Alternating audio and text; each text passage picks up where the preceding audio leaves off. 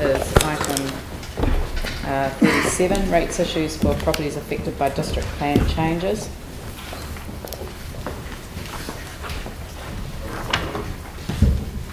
Who's coming up to the table for that?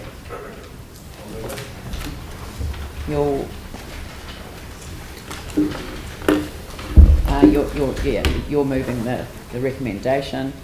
I'll second it. Are there any questions? Yanni? Yeah, I was just wondering what precedent this might set for other areas that I think it definitely sets a precedent in the sense that there are inevitably movements in market property prices in between our 3-yearly general revaluations. So some people end up paying rates that are greater than you might expect compared with their current market value, and vice versa for other people. So there's always winners and losers at the margin. I guess the difference here is that because the particular circumstances of these guys in the Northwest Review area were very extreme, it was very unusual. The valuation more or less trebled just before the revaluation. Sorry, the market value, the assessed market value more or less trebled because of the signalled planning change really just prior to the 2013 revaluation, and then not long after, because the planning signals changed, the value went right back down again. The extent of those volatility and the fairly tight timeframes that just happened to coincide with the 2013 revaluation are really very unusual. So yes, it does set a precedent in principle, but the scale of the change, I think, makes that precedent risk relatively low. I had one odd enough earlier this week from someone in a similar area just slightly north of that, asking the same question: hey, look, my property has experienced a similar sort of price volatility, do I qualify for this remission?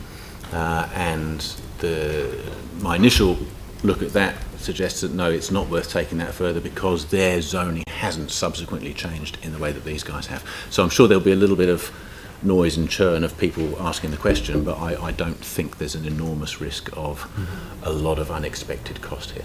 And we haven't yet had anyone turn up saying that their valuation's gone up since the date and they'd like to pay more. That's right.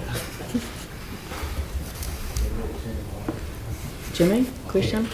A question regarding the time frame, regarding to the strategy. As committee, the recommendation to the council, the second bullet point, in response to the Avatia Resident Association, when the staff were ready, report back to the council regarding to their deputation. Yeah, that's been drafted and it's ready to be considered at next Thursday's council meeting. Next Thursday? Yeah. Okay, thank you. Very good. Glenn? Thank you. I note for the staff recommendations, page 418. There's a line there that sounds like a principle that must be, sounds like it must come out of the legislation surrounding this.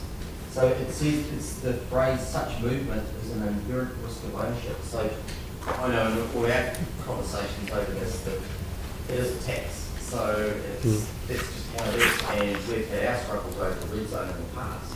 Yeah.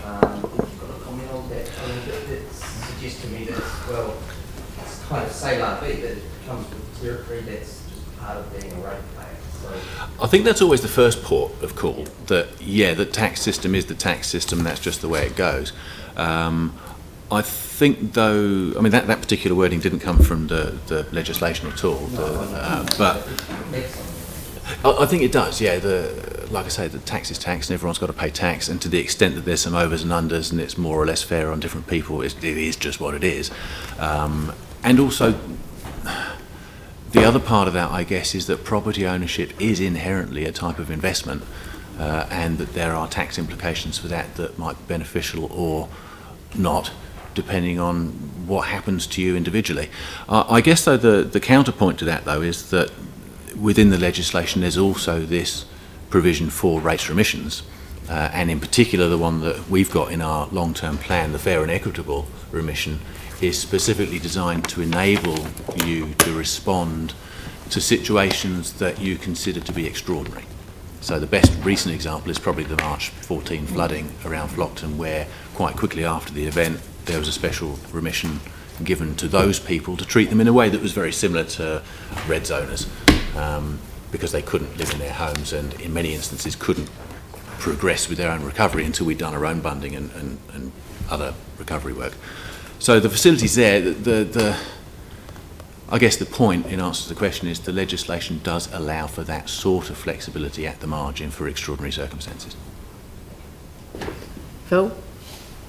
So, Steve, although your staff recommendation is still the same, that there not be any remission, in fact, you're also really acknowledging that these are quite extreme or extraordinary circumstances in these cases, or particularly in the northwest case. Steve's actually opinion on that isn't important in this case. It's the council who makes a decision on that.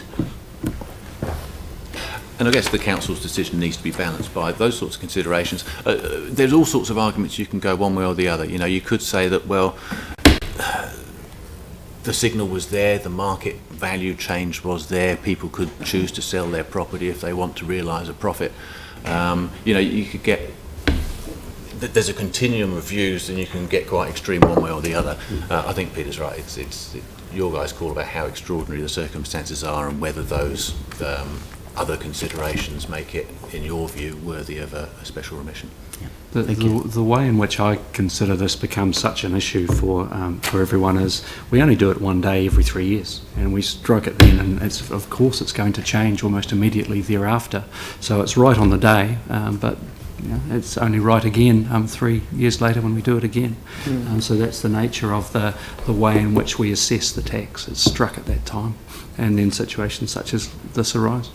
Thanks, Peter. Yep. All right, so it's been moved and seconded. I'll put that motion. All those. Oh, sorry. Yep. Is that right? Yep. I'm going to speak against it. Right? Yeah, of course. Okay. I wish to speak against it. I mean, we all know that rates level are a tax which you must pay. If I look at the a comparative kind of example over the red zone there, we tried to push for residents to have rates remissions there, and there were some granted in some circumstances in some parts of the policy, as we've heard, but there is a line on page 419 which talks about, but if they were inhabitable, and what I'd like to suggest is that's actually a really subjective term. It can be hard to measure habitability, but there were many residents left by virtue of the unresolved insurance process in living circumstances. Oh, sorry. That was a mistake. Sorry, what did I say? No, but it's what I said. Glenn, it's not to the topic of this. You can't speak about another policy when you're dealing with the rates issues for the properties affected by the district plan changes, which is the paper before us. So you're off topic. Okay. Yeah. You're saying I don't want you to go into habitability and everything. You can say that it's not fair to give these people a rates remission when others didn't, but right. I don't want you to spend time talking about the why others didn't. Well, for me, it's context that sits behind the red zone part. It's not relevant. Debates have to be relevant to the decision. Okay. That's not relevant to the decision. Well, I disagree, but that's you're no, the but chair, I'm the chair. So yeah, I get that. So carry on. Carry off with the bus. Yeah, well, it's put it this way, I can't reconcile this recommendation with other circumstances which I've observed. That's it. Yep. Right. Yanni. I'd like to speak in support of this, because I actually think this is an appropriate way to deal with what is an extraordinary circumstance. And the reason that I'll support this and make the comment that actually I don't think two wrongs make a right. So actually I firmly believe that this is the right approach given the exceptional circumstances and given the dramatic changes that happened. But in no way does my support for this today take away from what I think we should have done for other people in other extraordinary circumstances that we've debated in the past and actually lost. like schools in the red zone, for example, or people in the red zone living without services. But I think this is actually about doing the right thing, fair and equitable to the people that are in this situation. And I think it calls into question how we do valuations more than anything around speculative investment of land to be rezoned or zoned. And I think that's a much wider conversation. But for today, I actually think that this is the right thing to do, which is why I'll support it. And it shouldn't be seen as being done at the expense of other decisions that we've made not to do things that I believe would have been fair and equitable to others. Right, I shall put the motion. All those in favour say aye. Aye. Those opposed say no. No. No, record that. Yes, yep, that's fine. Ben Livingston opposes. Yes, Shelley. I can't believe I did that. I apologise. I do apologise, Yanni. I withdraw and apologise.